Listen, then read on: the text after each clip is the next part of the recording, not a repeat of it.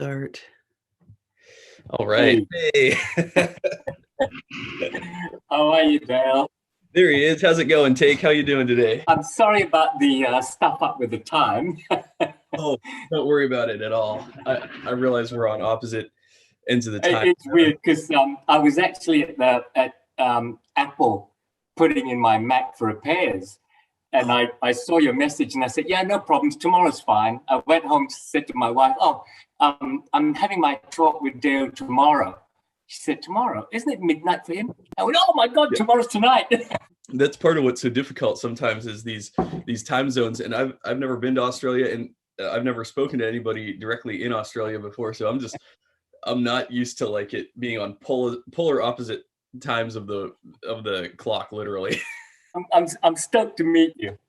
Likewise, my friend. It's been I've been nerding out on your channel and on your Instagram posts, and like as soon as I saw your account, I said, this guy, he's going after my own heart here. He's like, we're cut from the same cloth in terms of like being boot enthusiasts. Yeah. I could just tell you you really love boots, and you really appreciate the different leathers and the different brands and things like that. I'm super honored to have you on today. I mean, and you just have such an amazing energy in your videos, and you know, you have this like warm, caring, gentlemanly like type of an energy that you bring, and it makes your videos like super enjoyable to watch, and they're super informative, and I could tell that you really like and enjoy this stuff. So that's partly why I'm like, oh man, I gotta do a real boot talk with this guy.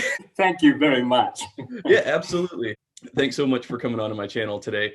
Believe it or not, it's hard to get people to do these sorts of like podcast type format discussions. I find that first off, I love it. I enjoy long form discussion. Secondly, I think that's where you can really gain deeper insights into, you know, some of this stuff. Because, you know, like last night, I'm researching lasts for John Lofgren, for example, and it's just like one sentence for sizing, and it's like, oh, come on, that isn't enough information.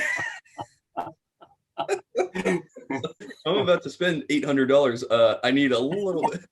So I can't figure out why bootmakers can't agree on a size, you know, like measure it. Yes. Well, it's kind of like some of these denim shops, right? They take the denim and they measure everything. They're like, okay, this batch came out like this. Here's the thigh, here's the waist, here's the leg opening, here's how much it tapers, here's the knee, here's the seat, the saddle. It's like they're up front, they measure every, you know, last centimeter of it. Whereas in the boot world, it's just like, oh, here's your number. Here's a number. Pick one. Yeah. And my number's different from yours. Right. Exactly. Before we really get started, why don't, if you don't mind, why don't you give sort of like an introduction into who you are and how you got started with boots? What sort of drives your passion? Sure. No, it's really interesting because I really only started getting into quality boots probably since the pandemic. Like I've had boots before, so I bought Timberlands in the late 80s because I fell in love with that chunky look. So I've had a couple of Cowboy boots. So boots were in the background. And it's really only since the pandemic that I, you know, all this isolation, get a bit bored, go into eBay, go into Amazon. And it's really only then. And then obviously when you buy your first sort of Goodyear welted American service boot, which is sort of what I got into, you then kind of Google stuff. You know, you get into Nick at Stripewise, you think, oh yeah, that's pretty cool. And that goes on to Trenton and Heath.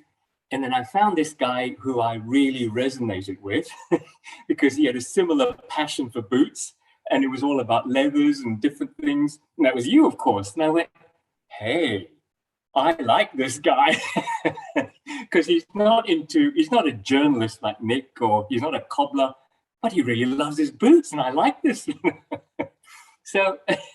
So that's when I started, you know, I bought Thursdays. That's like a gateway drug to most of us, I think. So from the Thursday Captains, you know, then I went, oh, you know, I might try all the classics. So I did Chippewa, I did Thorogood, did a Red Wing here and there. And then I saw some of yours, and I went to Parkhurst. I discovered Parkhurst first, and I really loved their shape, you know, just a sweet design. And then I saw a couple of your videos with the Grant Stones, and whoa, this is looking good. And that's just kind of how it grew. I mean, in 2 years, I probably started with about 6 or 7 pairs of boots with R.M. Williams before, but in the last couple of years, I just ordered my 55th today, my first Truman. Awesome. Wait, is that your 55th pair of boots or the 55 last? No, 55th pair of boots. Oh, pair of boots. Oh, congratulations. Yeah, it's my first Truman. It's their second sale that came on a couple of days ago. Yes. Yeah. I clicked the link yesterday. I was real nervous. I'm like, please don't have anything in my size that I need. And thank God. Everything in my size I already own. So well, I take an 8D and there were very few, but there was this one makeup they call Limerick. I don't even know what it is, but it's like a natural, I guess, a beefed up Chrome XL. I thought, oh, I quite like that one. Click. Yeah. Well, unfortunately, down under, they take about 4 weeks to get here. Okay. How is it ordering from Australia? Do you have like additional duties that you have to pay once it crosses the border, or? No, usually it's calculated by the shipping company. So, you say Parkhurst Boots, $340 or whatever it is. Andrew will then pass it over to the shipping company for a quote, and then they'll add the shipping and taxes. So then it just all gets paid at the one go. So that makes it easy. It just arrives and I open the box. It's funny that you bring up the pandemic was when sort of this awakening started to happen with boots, because like a lot of boot companies were worried that it was going to slow down orders because economies are slowing down and people are like slowing down with work and stuff. And like talking to Vincent Truman, it was the opposite. Like his orders exploded. Like he had just tons of orders. Like they were swamped during like the thick of it in 2020 and 2021. Like I could tell more people were on Instagram because like I started getting a lot more followers on Instagram.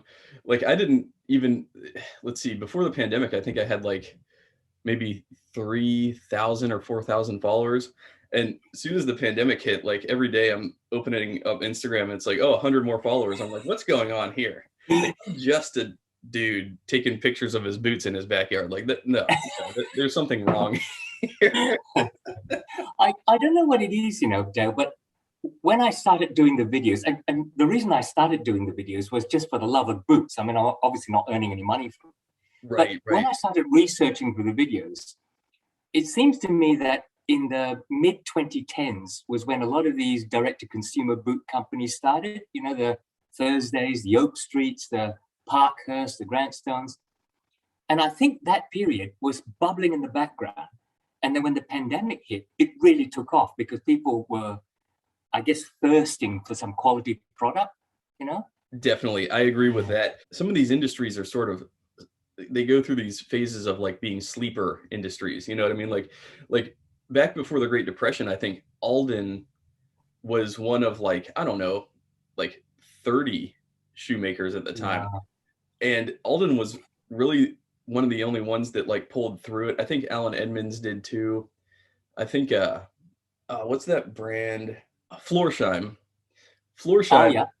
They were like super good back in the day too, before I guess they outsourced, and I don't know, I don't own any current Florsheim, but apparently the older ones were like just as good as Alden, just as good as Viberg. Yeah. So sometimes like a crisis hits and some of these companies dry up, but some of them make it, and then they carry the industry like forward, like in a sort of subdued fashion. And then, but when things get good again, then you see this eruption of more makers coming out of the woodworks, the Mark Albert, the Parkhurst, the Grant Stone, it's like, it's inevitable. They're gonna surface, It's interesting. Do you see these smaller bootmakers really becoming the Alan Edmonds and the Aldens, or do you see them as remaining in that boutique niche?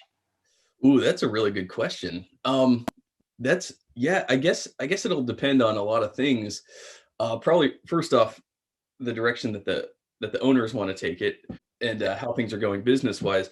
But also, I think if they planted the seed like a few years ago, I think that seed's going to sprout. I think it's going to continue to grow as long, like I said, as long as the company sort of maintains a standard, maintains, quality control, and as long as the desire is there, the need is there, the demand is there by the consumers.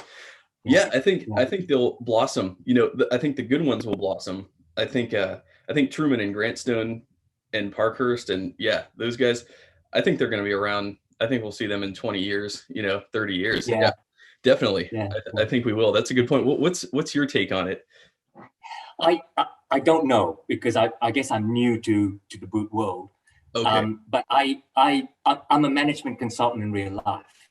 Yeah. So I work with small businesses, and one of the things that I work with them is, you know, what's your why? What's the vision of your starting the company? What's your purpose? And I watch interviews like you had with Wyatt Gilmore, and Nick at Stripewise had with Andrew Zabisco. And I'm really struck by these guys because they came out with a passion. They really knew what they wanted to make. They really knew what they wanted to achieve. And I get inspired by these guys, you know? Great. Oh, absolutely. They're really trailblazers. They're entrepreneurs in a lot of ways, and I just admire that. You know, somebody that wants to take the lead with their destiny. You know, it's like there's nothing cooler than that in my book. Like, it's one thing, you know, to want to join like a big company and to sort of just be carried by that company and have that security, but there's another thing to like say, no, you know what, I'm going to do this myself. Yeah. And it's, you know, and to go from designing your own last, you know, find a factory. There's a heck of a lot of work in there. Yes, there really is. Yes. Oh, there's so much work, and I can tell you, like, not that I'm qualified at all, but like, I started making bags recently, and man, let me tell you what, it looks simple, and it is, in terms of like putting this stuff together. It's like putting together, you know, a puzzle or like a Lego set. It's really that simple mechanically. When it gets into the design, that's one thing that'll take you a week to design the bag. But then putting it together, you know, you have to put it together in the right order. Otherwise, you can catastrophically miss something or mess something up, and then there's no way to fix it. And there's just all these moving parts. And then there's talking to the customer, figuring out like the customizations they want to do, and then there's shipping and how much you insure it for, and like, oh man, and oh, it's so many moving parts. And then add on top of it that, you know, I can't make something and then not make a video about it, because I just have to blast it out to the internet. And that's a whole other step. And then so to conceptualize it from this perspective, it's like, okay, so now I'm gonna take pictures of the product. I'm gonna like model it myself. I'm gonna then narrate myself the video. Then I'm gonna edit the video myself. And it's just like, you know, at the end of the movie, you see like, oh, editor, producer, director. There's different people that do these different things, and I'm doing it all, like, let's go. It's just a lot. It's a lot of work, a lot of moving parts. A lot of it's self-inflicted. The pain, the workload, a lot of that is self-inflicted. But from love. Yeah. But I have full respect for these guys that can design fast, pick a leather, pick a design, you know, pick the eyelets, pick the stitching, pick the sole, pick the hardware. Oh man, it's interesting. I mean, as you said, that they were expecting some tight times with the pandemic, and it obviously hasn't happened. But they've obviously been hit with supply chain issues and all that sort of thing, I guess. I mean, Parkhurst, I think, was particularly badly hit. Yes. Oh yeah. I've been looking into this and following this along myself. And yeah, because I shop for leather sometimes, and yeah, sometimes I'm looking for a certain leather. It's like, oh, I could get natural Dublin, no problem. I went looking for natural Dublin on Maverick Leather Supply recently. They're out. Like, there's none. You know, yeah, the supply chain, it's one of those things. Like, if something happens at this point in the stream, you're gonna feel it downstream, you know, several parts removed. And leather comes from the beef industry, you know what I mean? So beef is still being produced, but I think the real hang up is with the tanneries. The tanneries during the pandemic were obviously at limited capacity. They were probably having like, I don't know, 30-40% of their workforce showing up, you know, at a limited in person, at a very limited capacity. And it probably really slowed production down by a lot. I have to estimate. That's definitely one challenge that I've seen. And I recently got a bunch of sides from Seidel in. I ordered 10 British Tan, 10 Oxblood double shot, and I'm thinking that they produced those for me, but no, like the guy actually took those 10 from a larger order to give to me, you know? So yeah, so I think it's one of those situations where it's like people are just doing what they can. Like, so in other words, they didn't make those sides for me. They had to basically take them from a larger one. And so I really pray that, you know, the industry pulls through. I think it will, because I think a lot of us have been awakened to this realization of higher end footwear, higher quality footwear. I won't say higher end because that implies like luxury, and that's not so much what I'm interested in. Interesting though. I think some of the bigger manufacturers with, I guess, you know, shareholders who are looking for profits would chase the higher margin. So like, I understand, for example, Chippewa no longer make their American-made boots. I think they're all made overseas now in the last year.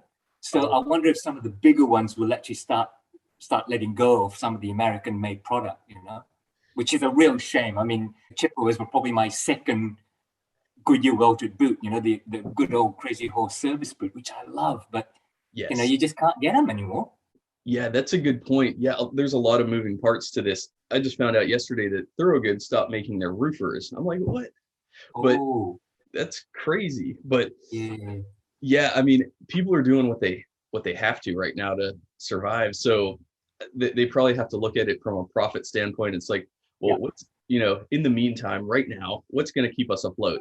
Well, outsourcing and sticking to the staples and maybe steering clear of the exotics for now, at least, will weather the storm, I guess. Yeah, and I guess if you're lean and mean, like some of the smaller direct-to-consumers, you can sort of adjust. But if you're a big corporation, you're kind of having to cut costs and find different ways, you know? Oh, definitely. I recently saw, what was it? Tasman Tannery is shutting down. I'm like, what? Tasman? Yeah, I think. Let me double check that, because I'll fact check myself here. Because I think they're one of the old ones, aren't they? Yeah, they are. Maybe it's just one of the locations. The Tasman Leather Group announced Monday. Oh, this was in May 2020. Okay, it forced it to cease operations at the tannery. Main tannery to close, blames reduced demand on COVID. Decline in orders due to coronavirus causes Heartland Tannery to shut down. So, but I know Tasman has like at least 5 locations. So I think, you know, again, big company, right?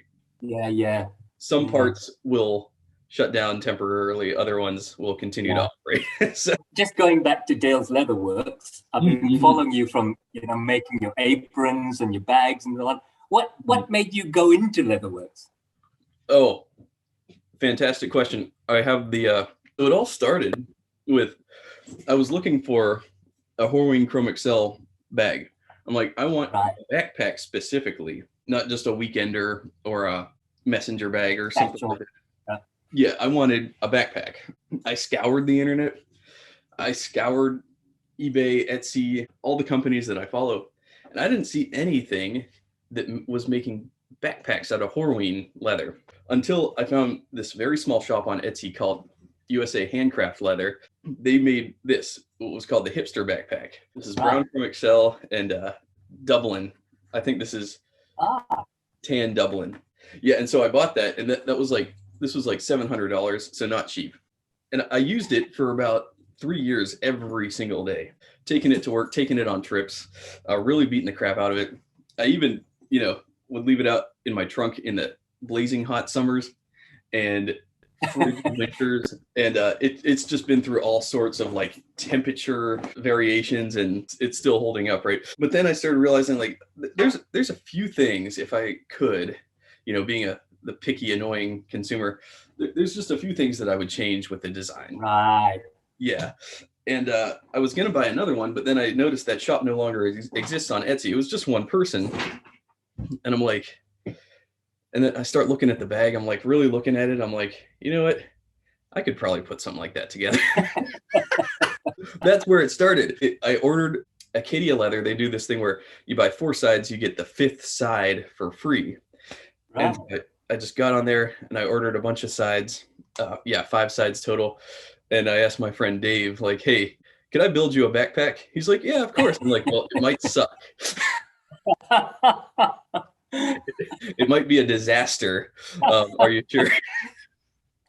He's like, yeah. And so I just start cutting, measuring and stitching and putting it all together. And I'm like, oh, this is, I thought as soon as I cut the panels, I'm like, I'm going to mess something up. I don't know what I'm doing. I follow some accounts on YouTube that sort of show, they do leatherworking tutorials that were extremely helpful. They helped me really find some of the tools I needed to get started. And so as I'm making this thing, I'm just like, I know I'm overlooking a major piece to all this. I know this is good. I'm going to mess this up royally. I just know it. Every day I kept putting it together, and then it was done. And I'm like, wait, this doesn't look that bad. What's going on here? Like, it came together. I couldn't believe it. I was like astounded. I thought for sure something was bound to go wrong. It turned out good. Yeah, it was literally a miracle. I'm like, how did this happen? Even I was surprised. I'm like, there's no way this is going to come together. I really thought when you turn the bag inside out, you have to put it together inside out. Yeah. And because that's the only way to get the stitching done in every last seam. And so I thought for sure when I'm turning this thing inside out, I'm gonna do something awful. I'm gonna rip one of the seams. I'm gonna rip the leather. Like something's gonna come apart that I won't be able to fix. And no, it takes time. It's almost like doing surgery. Like you really have to. You have to feel the leather as you're pulling it inside out. You can't just rip it. You got to really like work with it, because this is, high quality stuff. You really, because all the fibers, they're so dense, you really just got to work with it. And it takes about 10 minutes, believe it or not, to turn a bag inside out. But then once it's inside out, you're like, wow, this is awesome. Like when Frankenstein, awoke his monster, it's alive. That's what it felt like to me. So, oh, fantastic! Great story. Thank you very much, sir. I appreciate that. Yeah, it's been fun, and right now, just a little update on that. I hired a guy, Primo, to do my graphic designs, and so I should be getting something from him within the next week or two. And then at that point, I could actually get my website going. And cool. Yeah. So that's going to be big for me once I get the website going, because that's been in the works for months now, and I keep talking about it, and it's like, oh, it's so much work. But speaking of, do you do any of that?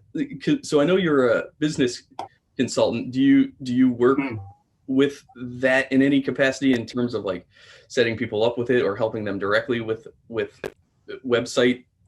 No, not with websites and that. I do a series of online training things for small business. So it's things like how to set up, looking for your accountant, looking for your lawyer, how do you set up structures, how do you hire staff, and to grow from that. So I don't do the tech side of things. I'm not that great at tech. I can work a computer, but not great with websites and things. Very cool. But at the end of the day, that's kind of like the day job, and the night job is, I love boots. I think I'll do a video. Yes. And I love researching. I mean, it's part of my training, I think, as a business consultant, because like when I go into an industry, I'm figuring out what the costs are and, what makes that industry work as opposed to a different industry, so I can advise clients on that. So researching boots is kind of, to me, a bit like that. And like, I want to know what a Goodyear welt is. What's the difference between a split reverse welt and a storm welt? And, I'll get into the details, and that really excites me.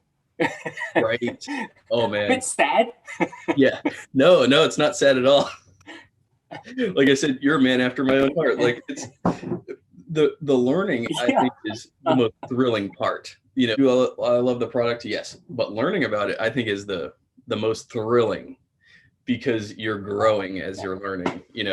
Part of like learning, I equate it, because part of learning is painful, because you have to realize that the previous part of you was wrong. Like, because I study a lot of health stuff too.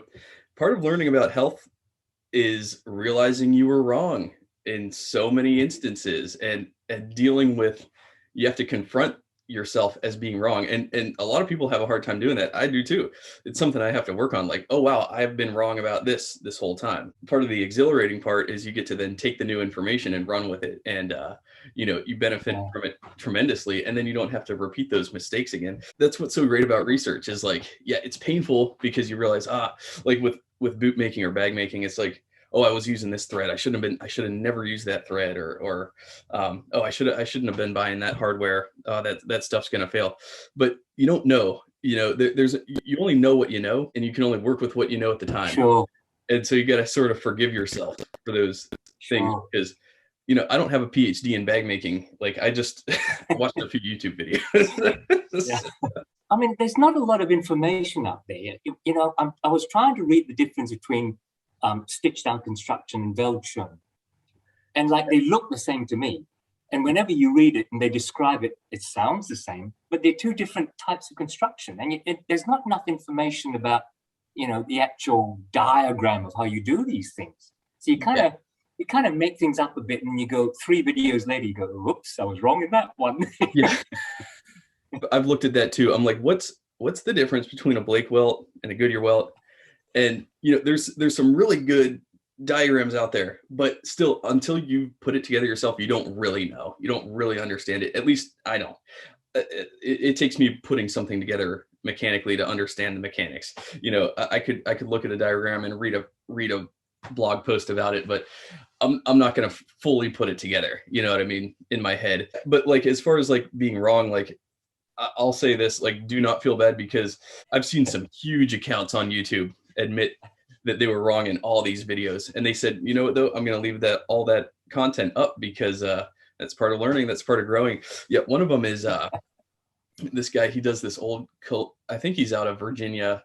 He covers a lot of like what it was like in the colonial days in America, and so like, what did they eat, how did they live, how did they do this, and he realized at one point, he's like, yeah, a lot of that was just conjecture. And I realize now that no, some of that wasn't historically factual or accurate, but they have millions of views. He's like, I have to just ask myself, like, do I leave it up, or do I take it all down, or do I just make a video clarifying? And so he just clarified, like, hey, I'm a historian, but I'm not a clairvoyant. I can't see into the past. I'm not a psychic. So yeah, I guess we learn from our mistakes. Yes, we learn. We're all fallible human beings, and I think as long as we approach everything with honesty and just a pure heart, I think the audience will see that. They'll resonate with that if you're being true to yourself, as opposed to like putting on a show. Like. Sure. There's a lot of YouTubers, they're just there to put on a show. They're not really there to inform people. But I think if you just approach it with the honest intention of just sharing your love and informing people, the audience is going to resonate with that. They'll see that, and they'll appreciate that. Part of what I love about this is just how many people you meet from different walks of life and different professions. I feel like I've found my passion with leather. None of my peers, none of my coworkers, none of my friends understood what drives me to leather. I think that I'm just meant to be around it and work with it and stuff. So I'm hoping that that's my future, if not my retirement job eventually one day. How cool would that be? If that's the route I'm going to take, then yeah, I might need some of that Teik consulting, Anytime. I think one of our problems is we spend too much on boots. Yes. Instead of earning. I look at it as research, though. It's, yeah, I'm buying myself boots, but it's part of the research. Keep telling yourself that. Yeah, exactly. I'm a bit like you. I have 2 favorite brands now, I think, which is Parkhurst and Grant Stone.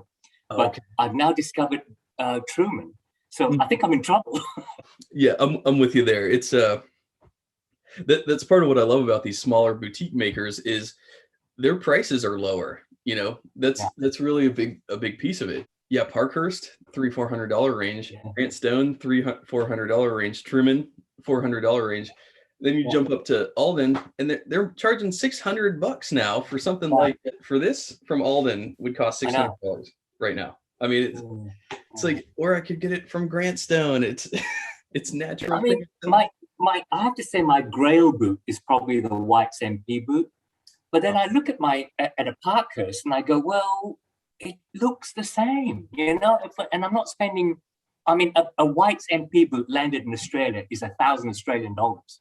Wow, That's a heck of a lot of money, you know. that's a lot of money for sure. Yeah. Wow, those White's MPs are beautiful. You know what they look like to me? This is an aside, but my buddy Mario just last night he sent me some boots to review, and so these are the first pair of Lofgrens I've ever seen in person. John Lofgren. Engineers? Oh no, they're not engineers. Oh. These are, what are these? These are the LK014 Timber Chrome Excel. I think this is. Oh, cool. Yeah, they call it like the military boot, I think. Yeah. But it's cool. Yeah. Brogue cap toe? Yep, exactly. Yeah. Brogue cap toe there, Goodyear welted, storm welt all the way around. It's got a real cool curvaceous, like sort of heel. Yeah, counter. Lovely. Yeah. What leather? Chrome Excel? Yeah, it's Chrome Excel. Yeah. I think he got these from Standard and Strange. Right. I'm not exactly sure, but I'll be doing a review on those. To me, they look like the Iron Ranger, but they also look like the White's MP. You know? Yeah, they do. Yeah. It's got. But nice, you know, I mean, I think the Parkhurst and Grantstone, the Grantstone Diesel and the Parkhurst Allen, they're the perfect service boot shape for me. I think. Yes. Yes. The last is perfect. It's sleek. It's versatile. Beautiful. Right. I agree. Beautiful. Yeah, the Grantstone Diesel, it's just a staple. I mean, it's that plain toe. You need it. You need that plain toe, you know? I think you've got this one too, haven't you? The Tan Essex, the Grantstone Tan Essex? Yes. I have that. I think that's just like the best leather. It's soft, it's supple. I could sniff it all day. It's just beautiful. That Tan Essex is something else. What are your thoughts on that? I thought it was a natural, but the more I look at it, the more I wear it, it's like there's a little bit of pigment added, I think, just a little bit to make it tan. I thought it was natural, but I checked, and I think I'm pretty sure it was Wyatt who replied to me. He said, no, it's British tan. So there is an aniline color in there. Okay, interesting. Yeah. That makes sense. That explains the more yellow. It leans more towards yellow. But then when you compare that to the Grantstone also ran the natural Minerva Badalassi. Oh, yeah. Yeah, and they look like the same. That British, very similar. Yeah, color-wise, they look almost the same, but apparently, yeah, there's a little pigment added to those ones. I have the Ottawa boot version of those, and speaking of though, the whole reason why I have the Earth Waxy Commander is because of you. I saw your posts on Instagram, and I'm like. And this is how I found your account. Is I'm like, oh my god, those look so good, like with some mud on them and beat up and rubbed up. And I saw you took them on an adventure. Where was that, by the way? Where you were out hiking? I was. It's in a town called Albany in southwestern Australia. So that's where Australian troops sailed out to the First World War from. So they have a memorial there and everything. So it's a coastal town built on rocks and rocky mountains, granite mountains. So it's a great place to go hiking and walking along the coast, that sort of stuff. It looked beautiful, very, very picturesque out there. And yeah, I saw those boots and you were beating the crap out of them. And I'm like, oh man, I don't have anything like that exactly. And so. Well, you did have the Shell Maduro version that you beat the crap out of. Yes, I do. Yeah, exactly. That's actually what got me into the brass boot. We just inspire each other back and forth. Like, keeps the world spinning. So you live in Australia. What's life like out there? I'm just curious because I've never been. First off, Americans, the first thing we always say is, oh, everything in Australia is trying to kill you. Is it really like that out there? Is it really that hostile? Yeah. Really? Yeah, pretty much. Wow. I mean, yeah, sure. That's kind of true in different circumstances when you're outside. But it's a big country. We're as big as continental US, right? But with far less people. And particularly in Western Australia, we're very isolated from the rest of Australia because there's a great big desert in between us. The population of Western Australia is probably a little over 2 million throughout a state as large as, I guess if you drew a line from New Mexico to the Canadian border straight up, everything to the left of that is one state. And it's an outdoorsy life because our climate is pretty good. In the eastern states, winter is cold and wet, but not snowy. It's never snowy. In Western Australia over here, it's a Mediterranean climate. So even winters are, to us it's cold, but it wouldn't be to you. So it's a very outdoorsy life out here. That sounds awesome. That sounds really nice. I've always wanted to come out there. I've had friends that got like stationed out there and stuff, and I was always so jealous. Do you see like a lot of kangaroos hopping around out there where you're at? Or? Not so much where I am, but as I go further up north, I sometimes go north for my work where I'm working with Aboriginal communities doing these sorts of things. And yes, you do see them. Yeah, and okay. emus and other wildlife like that. It's pretty cool out there.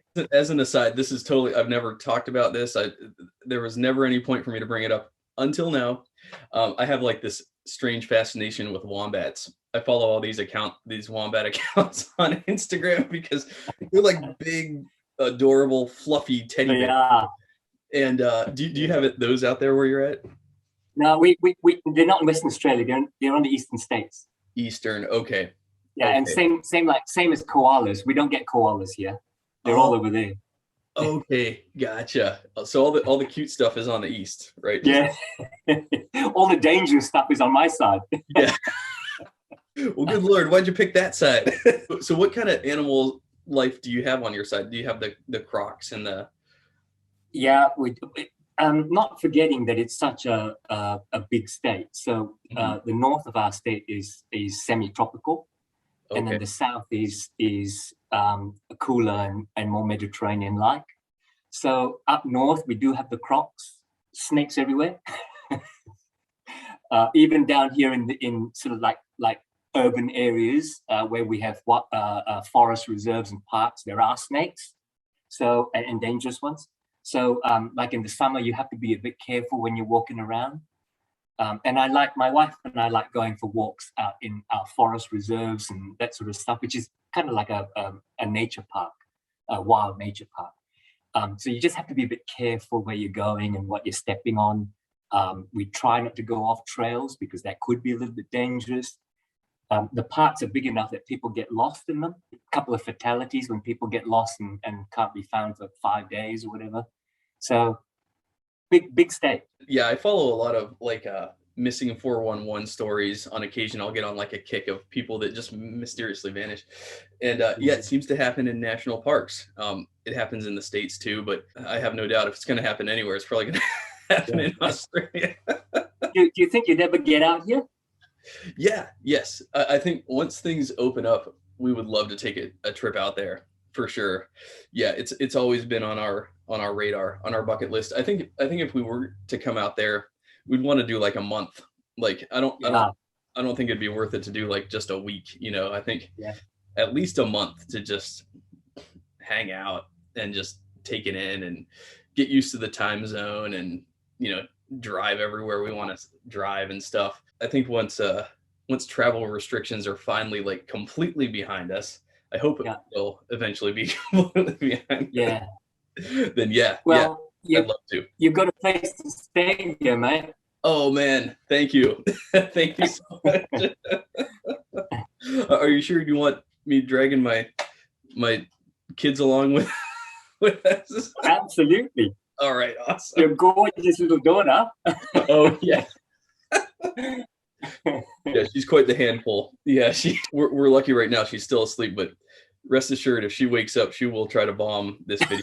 So it's her mission in life. She sees me recording a video, she will bomb it in one way or another. She has to be.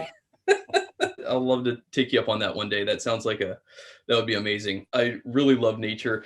And what's crazy is I grappled with this over the years. It's like, well, I love the metropolitan areas. I love the buildings and the shopping and the food. And I live right outside of Baltimore, and it's been great from that perspective to like get to just be around a city and get to experience that and everything. And you get an amazing education in a big metropolitan area. But really, if I'm being honest, I'm starting to realize, like, I think my true calling, my true place is like to be around nature, like be around, have a few acres, grow my own food, raise some livestock, some chickens, some goats maybe. I've been very enriched by this urban environment. I've learned about, coffee and cuisine, and tried, all these exotic foods from all over the world. It's been amazing. But yeah, I think ultimately, my lifestyle is more like, out in the country. I see that's kind of what like Vince from Truman has done. Like he a lot of people don't know this, but he has a farm and they like make cheese there and stuff. Oh, wow. It's pretty cool. It's like, yeah, he has the boot company and that's sort of like where he has his income, but his real passion is like going out hunting and livestock and things like that, just getting in touch with his roots really. And I think I resonate with that on a lot of levels too. It's like, just getting in the car, driving to work, driving home, watching TV. It's like, I feel disconnected.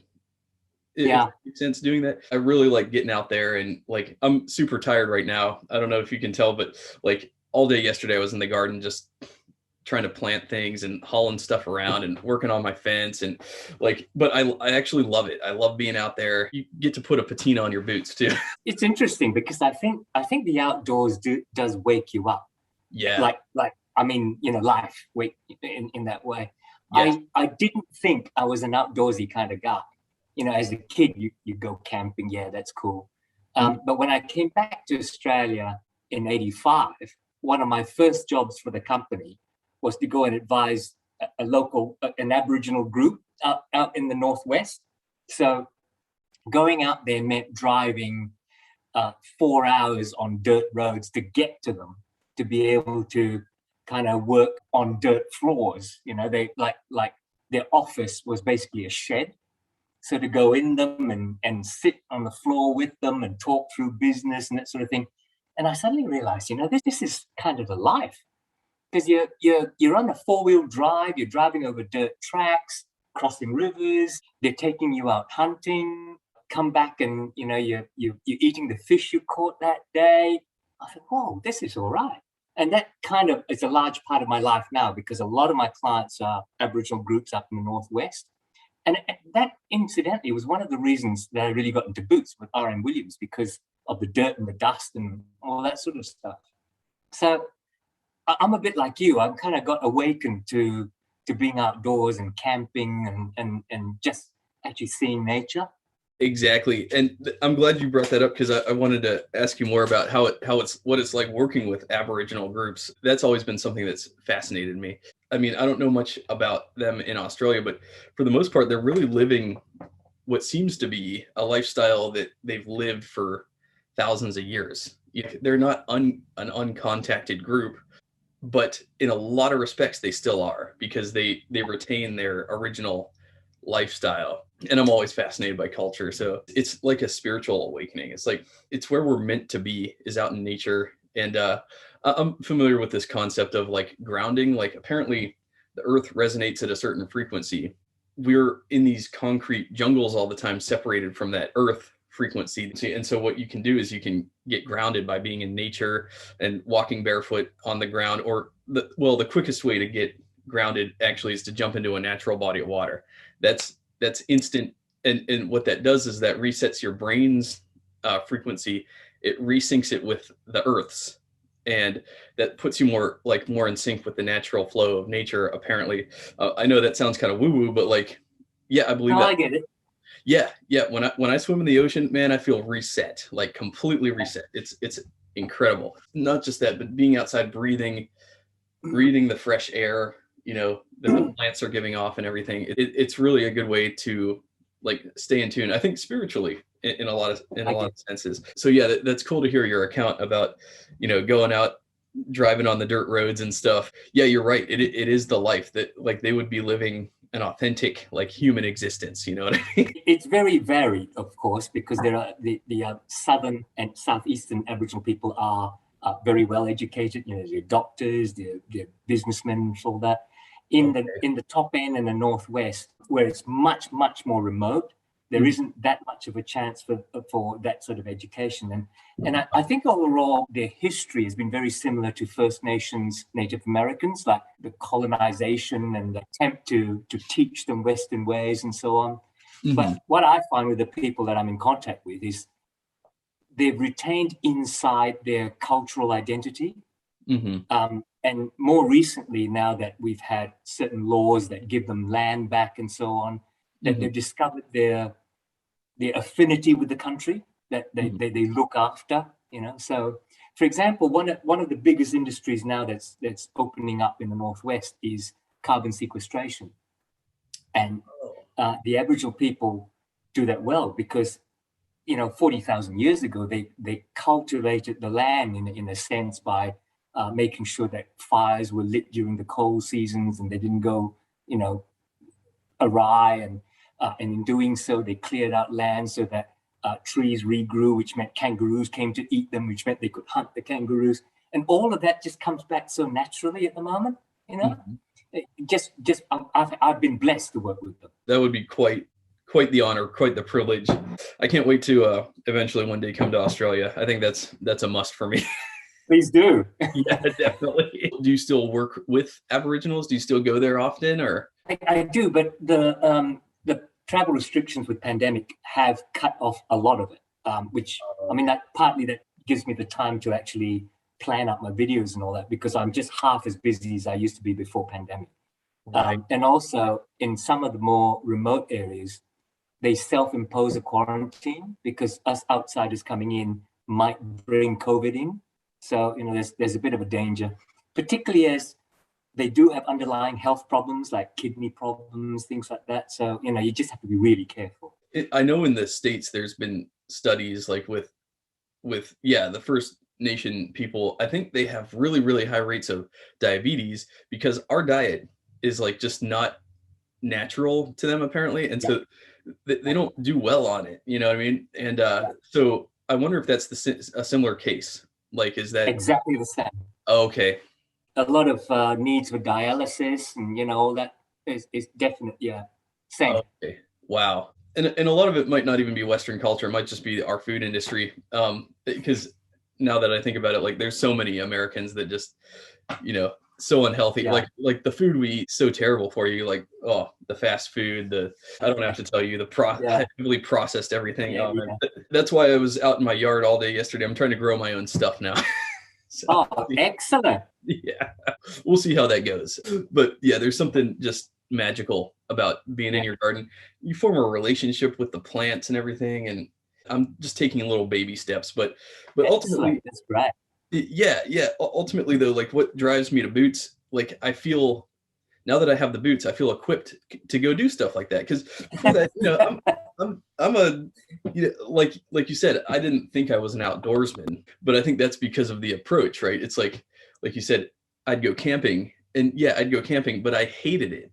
I think this idea of being like an outdoorsman isn't necessarily that you're like out there miserable all the time. Like I think part of what being a true outdoorsman is figuring out how to thrive in a natural environment in a way that's comfortable to you. I think that was the key that was always missing because it was always like, oh, well, if you're going to camp, well, you have to rough it.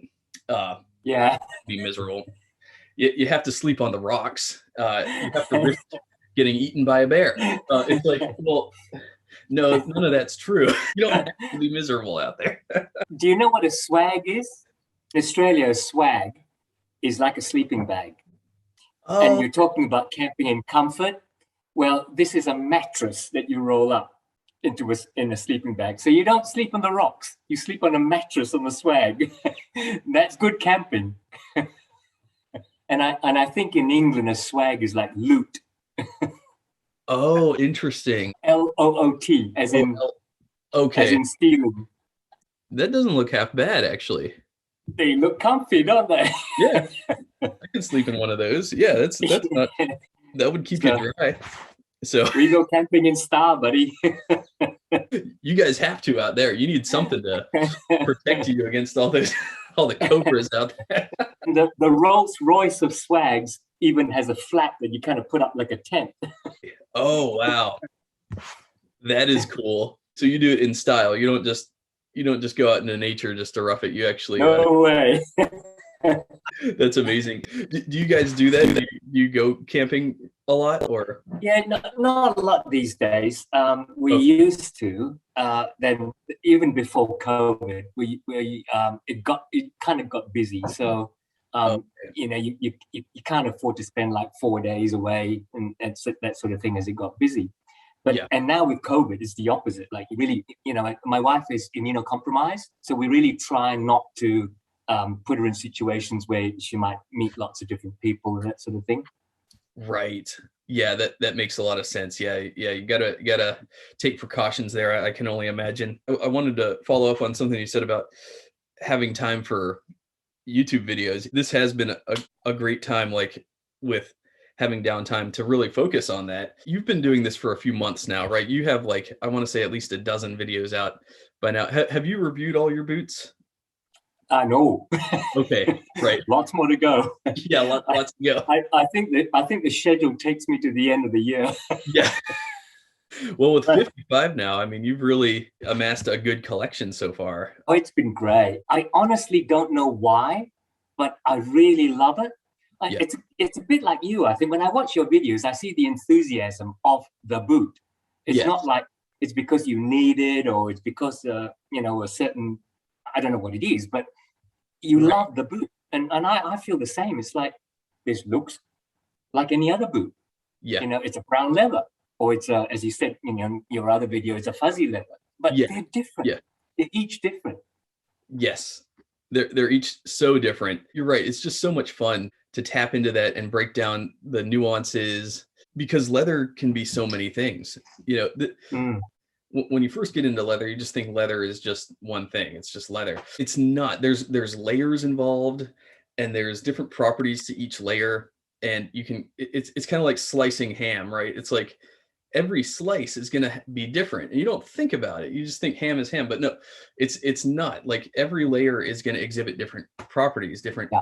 So you can essentially get a leather that's like a rough out, like this Mohawk, these Parkhursts and razor reverse wax Mohawk, or you can get a super smooth Chrome XL. You know, it's like, or a shell cordovan, which is just super duper tight grain that doesn't stretch. It's like, and then you have different tempers, loose grain, full grain. The possibilities here are endless, and that's why I have so mmany boots, and they're all different. They're all there is no there's no overlap here. It's as much as there are. You know, I know over here. I love that wall. I love it. Yeah, thank you. Oh, say hi to Wyatt. I remember one of your videos when you were talking about your decisions, and you were saying how, when you first started, you went, "Oh, that's a brown Chrome XL, so that looks too similar to a brown Chrome XL, so I won't get that." And then it gradually grew that no, it's different. It might be Chrome XL, but it is different. And I find things like, for example, the diesel boot and its many variations. Now, my wife would say, "Is that another Grant Stone?" Yes. "Is that the same style?" Yes, but it's a different leather. And look, this is a flat welt. That one didn't. And, different variation, and they feel different. You put your feet in them, they're not exactly the same. In some of them, and you think they're exactly the same boot, but some of them are a little bit more snug, some stretch more. And that tactile experience of putting your feet in, walking on them, the difference between a day nut and a commando feel, it really is boot nerd beyond boot nerd. That was beautifully articulated. Like we can focus on color all we want, but really the type of leather itself is gonna almost be more important than the color of it. Early on, one of my friends that was like a style enthusiast, he would always tell me what he was wearing, but he would never say what color it was. And I always thought that was interesting. He's like, "Oh no, this is in linen." I'm like, "Okay, well, what color linen?" Color was always secondary to his consideration in terms of the garment. He was more worried about the material itself. Like, what's the material? Is it corduroy? Is it wool? Is it cotton? Is it?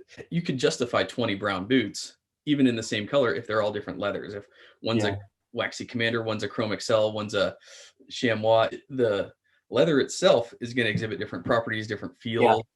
Yeah, and so that's very well put. It's but, even the same leather. I mean, where is it? Yeah.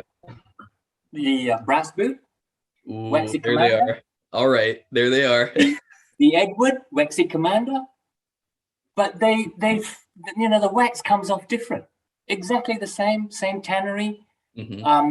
So much redder and flakier, and that's a lot waxier and smoother. Exactly the same leather, and that's what that thrills me. Right. Yes, it's so crazy, right? Even the same leather is going to exhibit different properties from batch to batch. Even the same leather is going to exhibit different properties from batch to batch, and from cut to cut. You think you're taking this big side of leather, and each portion of that hide is going to have different densities, different textures. And sometimes I lay out a side and I'm like, there's just one area of this side that is just perfect. It's just the best. And then there's other areas with imperfections, but you got to use it all unless it's like super low quality. The way that I talk about it is kind of like on a floorboard. Like you walk into an old house and there's all these wooden floorboards. Some areas you walk on it, it's like you feel supported, like this isn't going to give out. And then you take a few more steps and you see some of the boards are like sort of bendy, and you step on them and you feel like you're going to sink. Right. Yeah, that's exactly how it is with leather.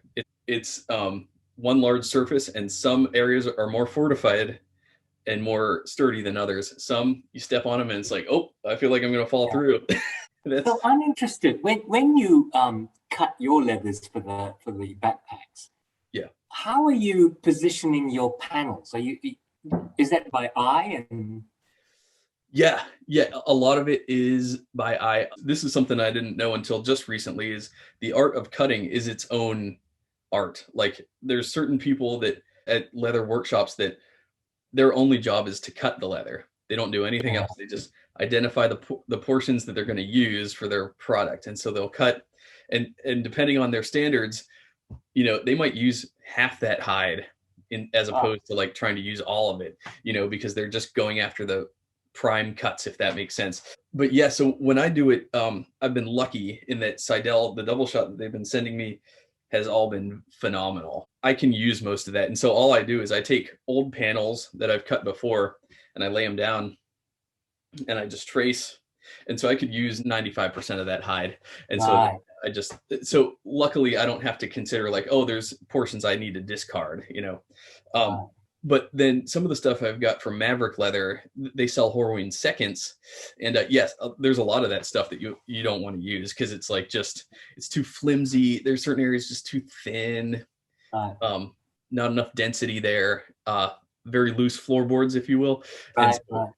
Yeah, so that stuff gets chucked. But it really depends on, you have to assess each side independently, if that makes sense, because no two sides are ever going to be the same. You just got to kind of take them in front of you and figure it out.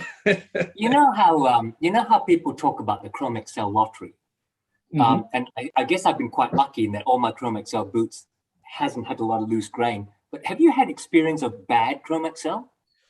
Ooh, good question. No, not in any of the boots that I have. Now, I'm wondering if this Chrome XL lottery is true. Yeah, that's a good point. I've never had like a nightmare pair. Now I do have a couple pairs where some of my subscribers identified loose grain, but I personally didn't see it. Oh yeah, here's one and here's one. I think it's just creasing and patina. yeah, I think it's more creasing than anything. So yeah, on one pair, these are my Vibergs in color 8 Chrome XL, and nice. Yeah, they said that this was loose grain, but I don't think so, because I think it's just wrinkling, patina. I don't know exactly, but when I feel that area, it feels thick and fortified. I did have one Dublin from Andrew at Parkhurst, which was a seconds, and that quarter panel, just about where you're showing yours. I don't think I've got it here. Hmm. No, I don't have it here. But there were seconds because of some loose grain that Andrew told me about. And Okay. you can see that leather is almost like shifting. But really, after I've worn it a couple of wears, it looks like creasing. I don't care. Right, right, exactly. That's true. It does just look like creasing. I guess a lot of it depends on the user, the owner, like how discerning we want to be about it. So here's some Dublin, and here's an example of just a low quality piece. I don't Yeah, know how well this will come through, but uh, I can see the different shades. yeah, different shades, but also like you see. Uh, Yeah. I don't know if that's coming through, but this is a natural, like you could even see it on the other side. Oh yeah, can. Yeah, yeah. Yeah, it's like, okay, yeah, sorry, this camera is terrible Well, on my so, Mac. so that's not just that it got folded in storage or anything. That's the way the leather is. That's the way that the leather is. Yeah, that's a natural wrinkle from the animal. Yeah. Um, so maybe this was like near an armpit or something. Right. Right. And so yeah, so that's low quality. And so that'll, there's just certain areas like this area I can make leather washers out of. Like this Is will be that fine. would that be structurally faulty though? Yes, yes. This Oh, this actually, if you want, I could probably rip that apart ooh, right there right. because it's Oh, I can thin. see it. Yep, yep, yep. Yeah, yeah. It's Because before you did that, I would have said, "Oh, I wouldn't mind that patina on my boots." right, right, exactly. But this leather, this specific piece is going to be very very low temper already. It's very Right, thin. It's probably 3 ounces. This is a scratch, so I don't mind doing it. right, right, But yeah, like I cut along that wrinkle, and then from there I could just rip it. right, right. It'll, Because the it'll fibers are loose. Yeah, yeah, the fibers were loose, and it just wasn't. That's why this wouldn't have been. I wouldn't have put that as like a weight bearing structural sure. bearing Right, piece in one of my bags, and that's why. sure. But there's pieces of it though that I'll harvest like little leather washers out Yep. of it, you know, for cosmetic and rivet reinforcement and things. Right, right, But yeah, there's just that's a loose floorboard, that's right. not something you'd want in your house, I wanted to ask you, what are your plans for your channel? Like, where do you see it going from here? Do you have a lot? Do you want to just sort of do all your boots and review all those? I'm really interested in the philosophy of boots, which is why the channel's called Bootlosophy. Yes. So I do want to finish all my boots, definitely. One of the problems, of course, is by the time I get around to reviewing a particular boot, you probably can't buy it anymore. But well, too bad. I'm just going to review the boot anyway. But I'd like to start looking at researching, say, Grant Stone. Really go into the depths of what drove Wyatt into creating Grant Stone and why he maintained that link with Xiamen. I want to look at the philosophy of the design. Why the diesel boot, and why isn't it more of a cap toe kind of company? I want to compare different boot makers, I think, and the way that they have developed. From the early days of Parkhurst and Grant Stone and where they are now. I'd like to start looking at maybe why certain boot designs do well, and amongst what demographic. I have a personal theory that in today's world, people are looking for the quality product. So if you brought back a quality floor shine, I think people would buy that now, even at $500. So when you bring in a quality boot, I think people are interested in the manufacture of it, not the end product. And so in my reviews, I try and bring that out and say, look, this is made of this. It has a two-piece backstay versus a one-piece backstay. Just sort of pointing out the differences that people who might be interested would look at. And I want to go deeper into that sort of thing, I think. Tapping into the boots DNA, that's what drives me too. It's like, wow, what made you pick this? What for what reason did you do this? And each maker they have their own reasons because they think about this stuff so thoughtfully. You know what I mean? Yeah. One thing that I saw recently, I think it was Iron Boots. They do what's called leather stiffener, which I've never heard of. That's what's so great about this is like we're constantly learning new things. I think it's the people at Iron Boots do it, or Quan. On the bootmaker in China, yeah. Yeah. I think one of those two guys were talking about it recently. They'll do it on the toe and the back heel stay, apparently. And I don't really know what it is, but best I can surmise is it's probably an adhesive, like a glue, that just, you would basically, I mean, it's as simple as taking the rough out side or you know, yeah, the suede side of the leather, and just applying like a glue adhesive to it, and that would just stiffen it up. You know, it's no more complicated than that. And then and then you'd have a like a reinforced area, right, on like the back stay and the, you know, so there's just so many things you can do. Or you could put, what is it? What do they use? Poron or something in the toes? Celastic. Yeah, the Celastic. That's it. Yes. Yeah. Sometimes they'll put the Celastic into the toe box for reinforcement. I know Bordon does that. Yeah, and you have some Bordons too. Oh, I love that boot. Yeah, I do. And I love your description of the lining, the party going on inside. Yeah. The party on the inside. I love it. Yeah. I mean, that's a party. I mean, that is a party.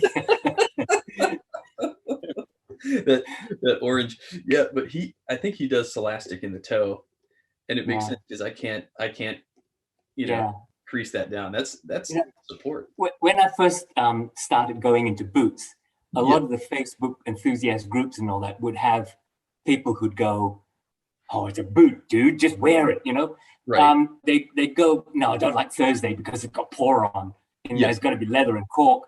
And I'm like, times move on. So if you find new methods and new technology, nothing wrong with it, I think, you know. Yes. We don't all drive around in Model 4 Ts, so our boots should evolve just as well, I think.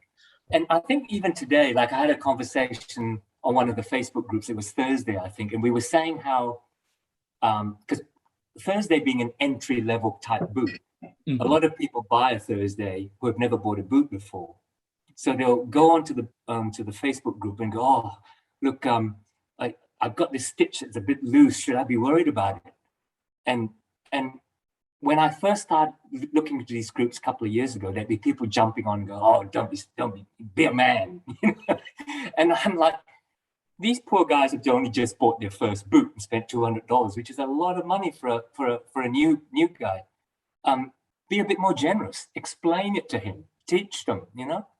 And I think that's kind of what I'm trying to do with the channel as well. Amen to that. That's very well said. It really is a process of community and just helping people out every step along the way. It's like anything, like you said, it's like cars. Like, "Oh, I'm having this problem with my car." People are normally usually very helpful. It's like, "Oh, well," they have a more advanced understanding. "Oh, well, is it this? Is it what sounds it making?" You know, same thing with the boots. It's like a lot of people, they're just waking up to, and me included, like just waking up to what all goes into a quality piece of footwear. This stuff is not sneakers. You know, this stuff is, you know, it's made of all real components, and they're built to stand the test of time. But even then, you want to be wary of certain structural issues that could arise along the way, and prevent those as best as possible. And we're just all trying to navigate it. You know, one of the most frequent questions I get is, "Oh, how do I care for this? How do I treat this?" And it's like, my usual answer is just like, don't do it. Don't treat it, you know. let it go for a long time. Because I mean, there's some leathers like the Gen X that I have from Tasman, the Gen X leather. They actually say, "Don't condition this. Like, we don't recommend conditioning it because it has such a heavy wax finish on the outside. Any conditioner you apply isn't even going to penetrate, you know, that wax layer." So it's like, so there's different philosophies behind it, like tie it into your channel, Bootlosophy. Like Wyatt, he's very pro conditioning. He's always like, he'll condition the boots before he ships them out. Like, he'll put Venetian on them before he sends them out. I'm like, well, Yeah. aren't they new? It's like, well, if they've been sitting in the box for a long time, then they're dry. You just don't want that. So Wyatt's always pushing like, use Venetian, use neutral Venetian on your boots. Don't be shy about it. So I started doing that more recently, and you know what? He's right. Like, it doesn't. It keeps the leather like with that nice waxy supple appearance all the time. It's got that light sheen, but it looks healthy. You know what I mean? Yeah. And so so there's two approaches to it. Some leathers you do want to condition pretty frequently. I'd say Shell and Chrome Excel are good examples of that. But then there's other ones like rough outs and suedes.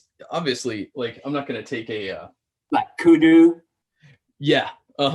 Exactly. But I'm not going to take this suede and start slathering that down with stuff. Yeah. I mean, you could, and you could turn it into like a waxy commander type of a situation. But I personally, I'm not going to condition my suede. That's just not something I'm going to do. But there's some great stones like the tan Essex. Like I wish they wouldn't condition it before they send it out, because I kind of want that to be a drier leather and just to patina a bit quicker too. And I noticed, I don't have them, but I noticed the Grantstone kudus are slightly more waxy than the spruce kudu from Parkhurst, because I think there is a little bit of Canuba wax on before they send it out. So this is Storm Kudu from Grantstone. Yeah. And this particular one feels kind of dry. Yeah. But these Mark Alberts feel even more dry. So I have to wonder if they maybe put something on there before shipping them out. Yeah. These are Forest Kudu. Yeah. And they feel a lot more dry compared to the Grantstone. So maybe, I'd say that's. And actually, let me grab this stuff. My buddy Mario sent me this.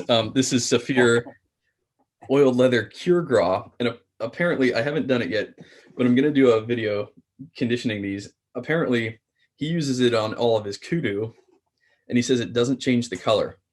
Oh, really? Yeah, similar to Big Four. He says it'll drink it in, and it'll look darker initially, but after a few hours, it just returns to the original color. So I think I'm gonna try that out.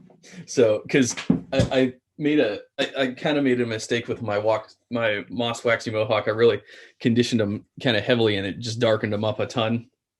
What did you use? I think I just put a boot wax on them, like a neutral boot wax, and it really just darkened them up a ton. No, they still look good. They're good. Yeah, they're good. Yeah, they look good, but I really enjoyed that original yeah.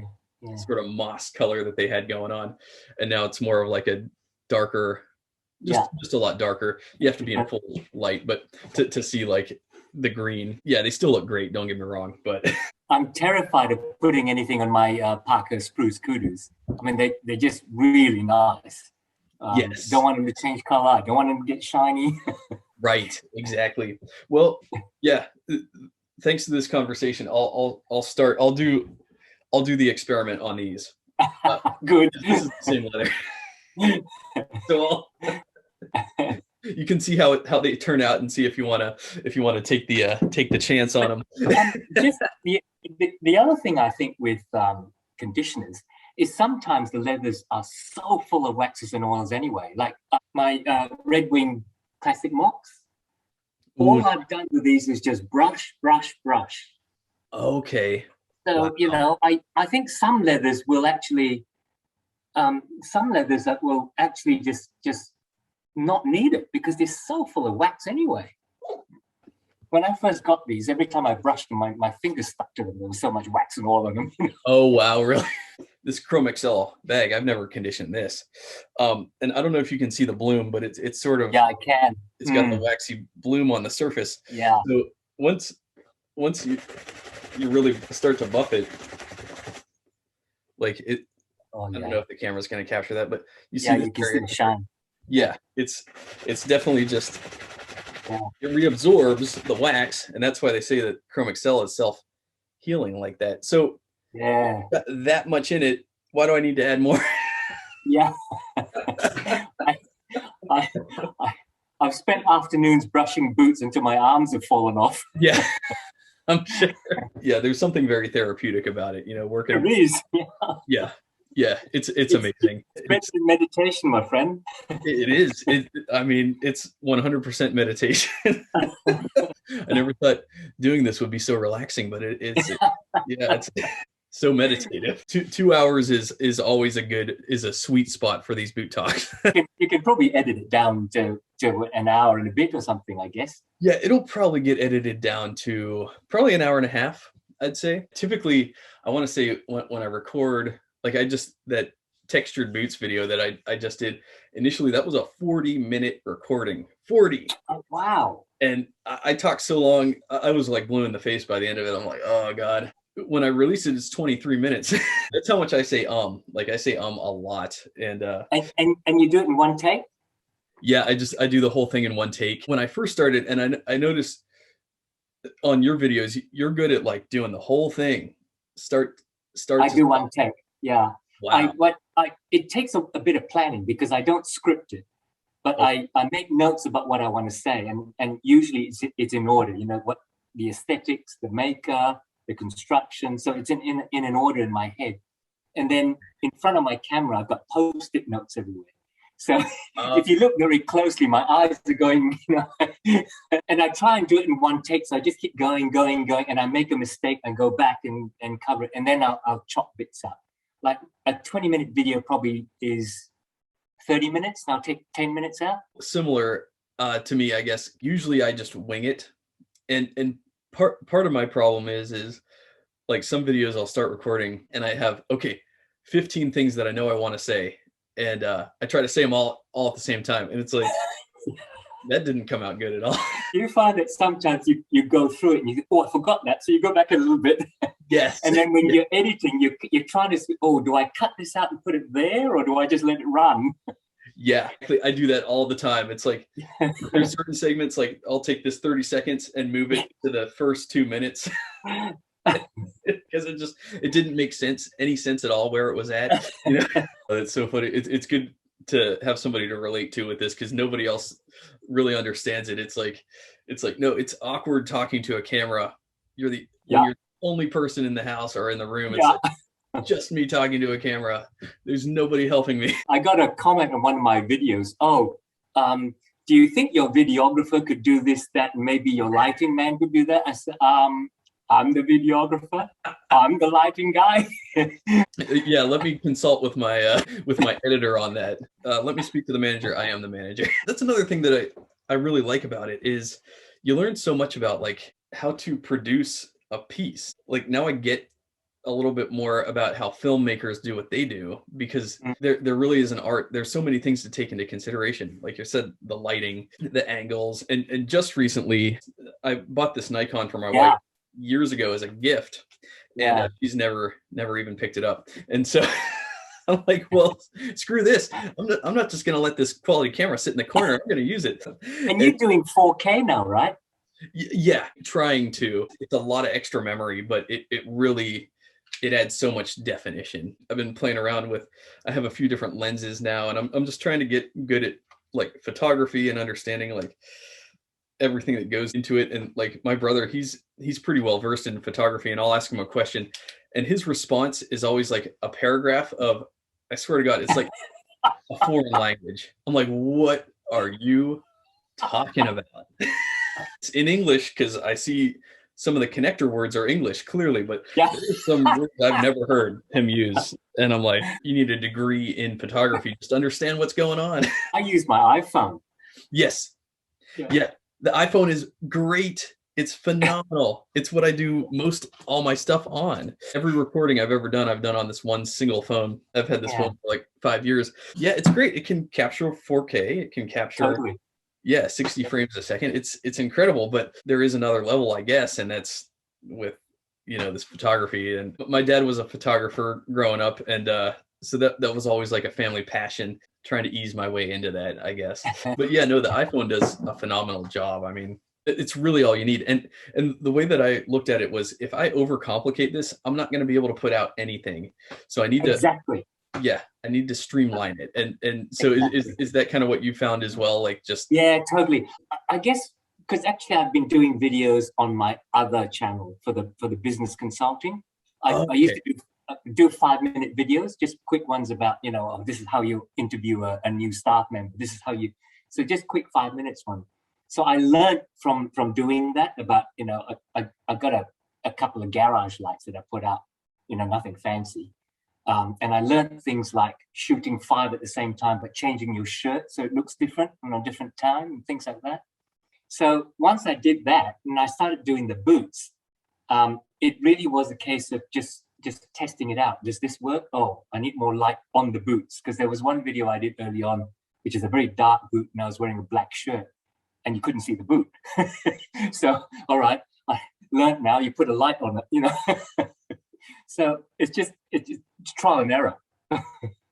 Yeah, a lot of trial and error, but like we were talking about before, rest assured though that you can look back at some of the earlier like interviews on TV and stuff, and you can, now that you've spent time editing and filming yourself, now you can see all the flaws in like the professional stuff that still to this day, forget the old stuff, there's still to this day like professional level stuff that's deeply flawed in its approach, and it's like you can now identify that, you know. It's kind of cool to sort of uncover the mysteries of not just boots but videography as well. It's a lot of fun. To me, it's almost, I don't know how you feel about editing, but I actually enjoy editing. It's like a nice thing I could do in my downtime when I don't feel like doing anything physical, when I just want to kind of relax and zone out. Instead of turning on a show now, I'll just sit down and edit a video.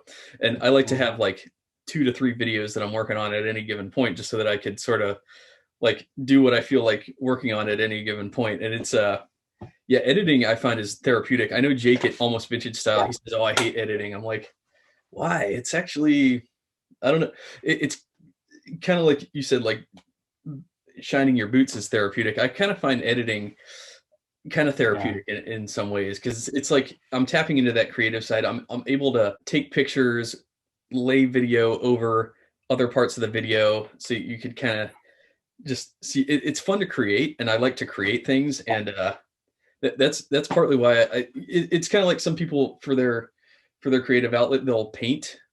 That's kind of what I feel like I'm doing when I'm I kind of agree. I mean, I like telling a story, which is what the editing is, and we talked about, you know, cutting a bit out and putting something in front. So at the end of the day, despite what you film, you tell a different story. The only thing is I don't like listening to myself, so that's a problem. Well, we love listening to you, so. Oh, thank you. Absolutely. Like I said before, you've got a great presence and a great narration behind your voice. We love it. Oh, thanks. I'm telling you, Americans love it. You bring that sophisticated touch to the screen. Oh, thanks. Yeah. Absolutely. You know. Yeah.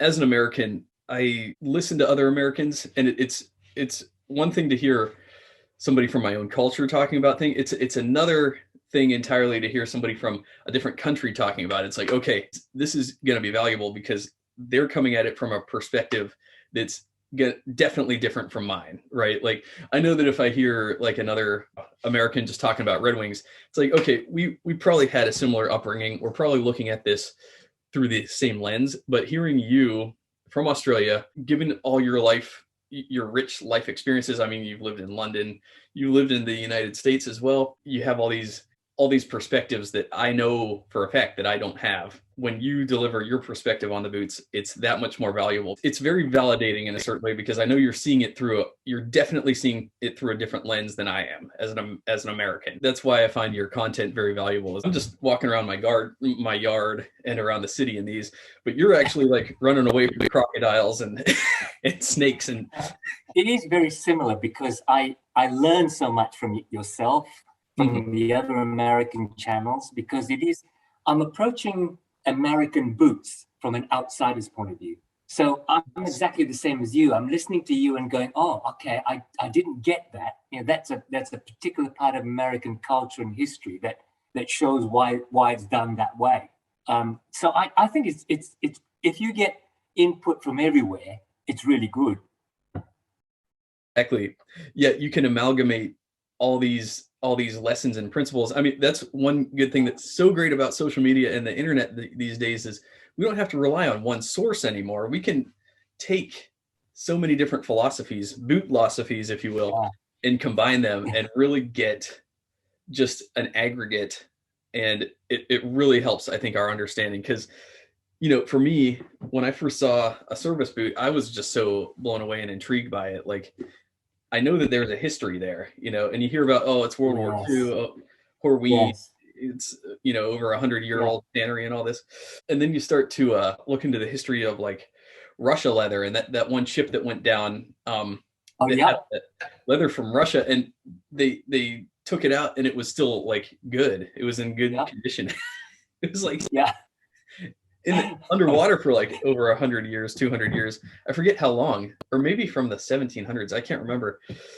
Maybe 300 years underwater submerged. Like, that's just so insane to me. So there's a heritage behind leather that is obviously we're missing, right? There's a context to all this, and we're trying to piece it together because this has been something that people have done for thousands of years. There's such a looming mystery about it. And this taps into like, you know, brought this up before, like epigenetic memory, like we have a genetic memory within our DNA, within our genetics that are built into us at the most core level, that just because we didn't live through something, it doesn't mean that our ancestors didn't. And I think a lot of our memories echo through our genes into our current lives. And I think that, like, for some reason or another, I'm so drawn to leather, you're so drawn to leather. It's probably for a reason. It's probably like one of your ancestors along the way either worked with it or harvested it or made it or used it to some capacity in their lives in a utilitarian sense. And it's like, that's deep, that's powerful, you know, like we're echoes of our ancestors, and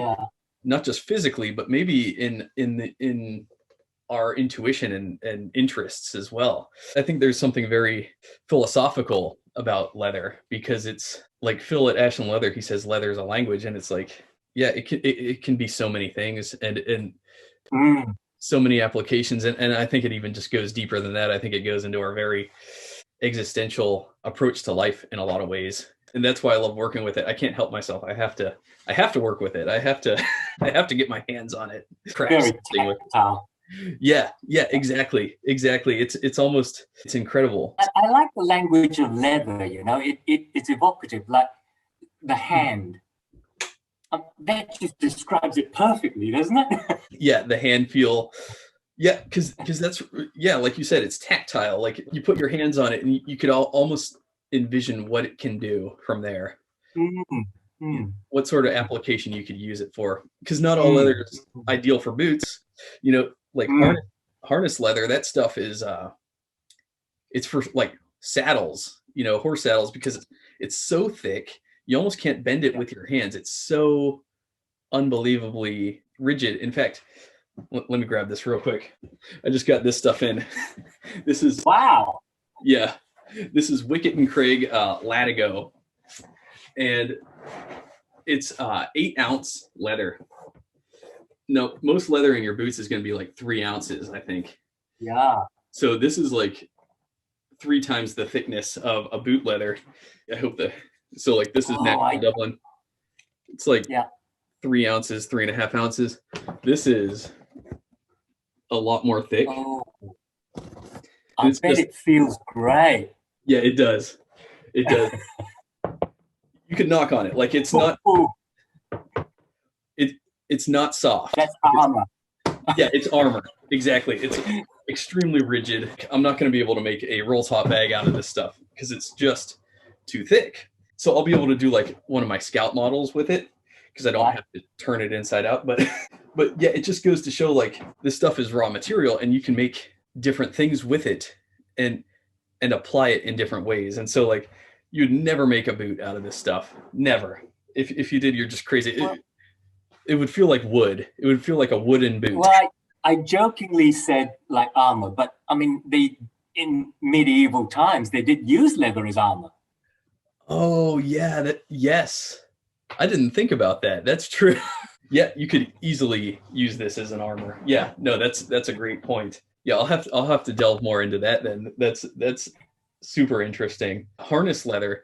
I want to say it's like 12 to 15 ounces. Like, Wow. and it's leather, and it's just one cut. And it's like, oh man, there's so many applications for this stuff. You know, like you said, it's limitless, and there's so many layers involved, and there's so many different uses: gloves, jackets, seats, couches, you know, aprons, you name it. You can make anything out of it. And even like, oh, let me grab this real quick. I made two of these bags for each of my daughters, and this is leather, but honestly, it's so thin and so drapey that it's actually more of a fabric. So at a certain point, it's not suede. It is suede, yeah. It is suede, yeah. Yeah, it's suede, yeah. Oh, it's blue and pink suede. I got like fabric. Yeah, it's like fabric. Yeah, exactly. So leather can go from being like a cardboard, right, to like a fabric. It's all leather. So, one cow. Yeah, one animal can produce something that you can make something so drapey like this. And even if I didn't tell you leather and I said that, you know, this is just cotton or something, you probably wouldn't second guess it. You'd be like, oh, yeah. No, I wouldn't. Yeah, it feels like a fabric. That's incredible. So, yeah, it's great colors too, by the way. Oh yes, thank you. Definitely not something I could pull off, but my daughter can. The inside's definitely Yeah, that's cool. That is a party going on in there. Oh yeah, that's a party. It's just the coolest material. That's why I love working with it, because it can become so many things. That's why I just think leather is so special. And I know, you know, guys like you appreciate that, and that's why it's so great to have these discussions, because it's like it just keeps the interest and the enthusiasm alive. You know what I mean? So, I just want to say I've had a ball, enjoyed myself. Absolutely, me too, my friend. We have to do this again. This has been a real pleasure, a real honor getting to talk to you. Yeah, before we close it down, why don't you tell people where they can find you? Sure. I'm on Instagram at Teik, but also on YouTube as the channel Bootlosophy. Awesome. And I will link that in the description below so that you can go find Teik's channel. And yeah, again, fantastic channel. Love the content that you're putting out, my friend. I hope to see a lot more in the months and years to come. I think you're doing a great job. Like I said before, I love the personality and the insights that you bring, and really enjoy your content, and really hope to see more. And hey, this has been so much fun. Let's do this again sometime soon. Definitely. Thank you, Dale. You are so generous. Thank you very much. Oh, absolutely. I'd love to check in with you once you cross that maybe 70 boot threshold, or maybe even 100 boot threshold. We could Don't tell my wife. Yeah. My wife hates it. She'll flip her lid. There's another pair would show up, but there's always another pair on the way. Always. Again, Teik, thank you so much. This has been a real honor and privilege. Thanks very much, and I really enjoyed myself. It's been great. Me too. Thanks a lot, Teik. All right, you take care, and I'll talk to you later. All right. All right. Take care. Have a good day. You too. Thanks. Bye.